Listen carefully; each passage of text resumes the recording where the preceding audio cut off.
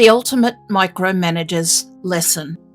In a bustling office located in the heart of Brisbane, there was a manager named Helen who was notorious for her micromanagement style. Helen believed that the only way to get things done right was to control every aspect of her team's work. Her employees, who were competent and hardworking, often found themselves frustrated by her relentless demands for updates and her constant nitpicking over minor details. One of Helen's most dedicated employees, Jake, was particularly exasperated.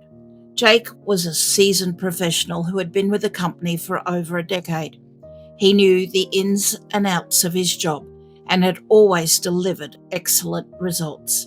However, Helen's insistent micromanagement had begun to take a toll on his morale and productivity. One day, Helen issued a new directive. Every employee had to send her a detailed hourly report of their activities. The team groaned inwardly, but Jake saw an opportunity for some good-natured yet effective malicious compliance. Jake meticulously documented every single task he performed, no matter how trivial, and sent these reports to Helen every hour on the hour. The first report of the day looked something like this. 8 a.m. to 9 a.m. 8 a.m. turned on computer, waited for it to boot. 8:05 a.m. logged in, opened email. 8:10 a.m. read the first email, responded with a confirmation.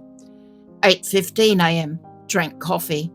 8:20 a.m. checked the weather forecast. 8:25 a.m. adjusted chair height. 8:30 a.m. organised desk. 8:35 a.m. read second email, marked as important. 8:40 a.m. drank more coffee. 8:45 a.m. wrote a reminder note about upcoming meeting. 8:50 a.m. checked calendar. 8:55 a.m. briefly chatted with a colleague about the weekend. And 8:59 a.m. prepared to write the next hourly report. Helen was flooded with a barrage of similar reports from Jake, and soon enough from other team members who joined in on the act. Her inbox quickly became cluttered, making it impossible to sift through the influx of micro-updates. The sheer volume of minutiae overwhelmed Helen, who finally realised that her demand for hourly reports was counterproductive. She called a meeting to address the issue, her tone uncharacteristically conciliatory. "All right, everyone. I see now that my request for hourly reports might have been a bit excessive," Helen admitted, looking visibly harried. "From now on, let's stick to daily summaries instead. I trust you all to manage your time effectively." Jake and his colleagues couldn't help but smile.